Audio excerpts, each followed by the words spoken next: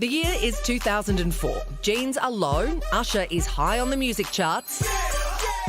Facebook looks like this, and Paris Hilton is the it girl. That's hot.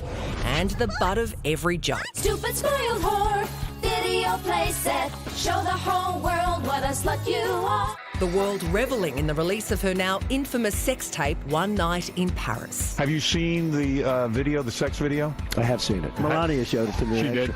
She showed it to me. But revelations from Hilton's new memoir cast the jokes and salacious headlines in a different light. Paris, who was just 19 when the video was shot, claiming she was pressured into it by her then boyfriend, more than 10 years her senior. I just felt so betrayed. This is not some random guy. This was someone I was with for a few years. Downing alcohol and sedatives to get through the shoot, Paris writes that she later begged Rick Salomon not to release the clip.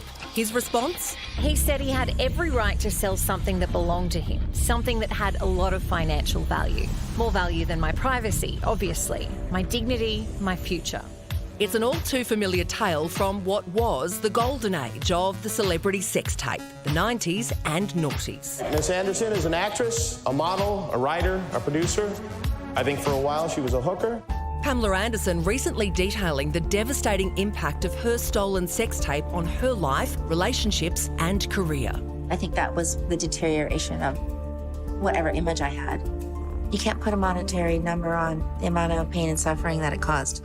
Even those whose careers have been launched by X-rated videos have still battled with the repercussions. I felt humiliated, like I really had to work 10 times harder to get people to see the real me. Both the sex tapes and our treatment of the women involved now being viewed through a new lens as society's attitudes towards sex and celebrity evolves and raunchy subscription service OnlyFans takes over. So have we seen the last of the celebrity sex tape? And is that for the best? You know, what happened to Paris Hilton all those years ago, by today's definition, would be revenge porn.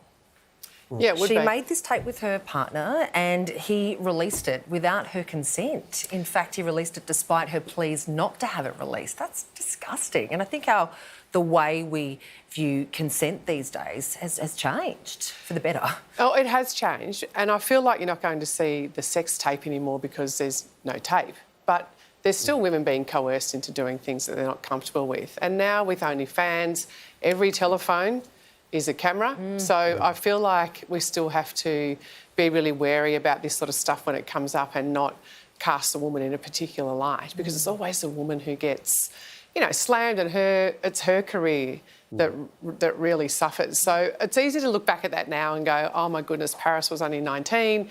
You know now about her background and the abuse that she suffered when she was younger. So, but I feel like it's still going on in plain sight with certain people, and then we're going to get in 10 years' time and go, oh, how do we not know? But there's two things happening, like in the way that both Pamela Anderson, who I recently interviewed about it, and Paris Hilton talks about it, there's, you know, the joking, the humiliation, all that sort of stuff, which you can say that's just unfair and wrong. But there was more than that, I detected anyway, in the way they talk about it, and that is that it was just made public anyway. And that's interesting because that means that anybody who was watching it is, knowingly or otherwise, complicit in this trauma that they're experiencing. Yeah. Now, that's fascinating because we are in an era where that sort of stuff is ubiquitous. Right? Yes. People are posting all sorts of stuff like that on social media and often being celebrated for it, like it's some kind of, you know, liberating thing, empowering sort of a thing. But we don't know the backstories. We don't know if in 10, 20 years or whatever, they'll come out and tell a similar story like that. So the bit that I find really fascinating is, are we meant to be pausing now when that stuff comes in at all?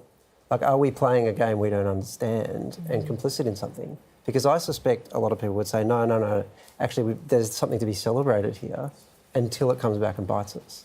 And the flip side is that I don't know how to feel about it, is one of the arguments that I've heard put to me is that it launched careers, you know, for Kim Kardashian. Would we know who the Kardashians were without that tape? But she also lives under that and lives with the humiliation entirely that followed her, right? Yeah, so there's no way to be glib about it and to say, oh, well, you know, it launched her or she was, you know, she's been abused or whatever. It's a really difficult conversation to have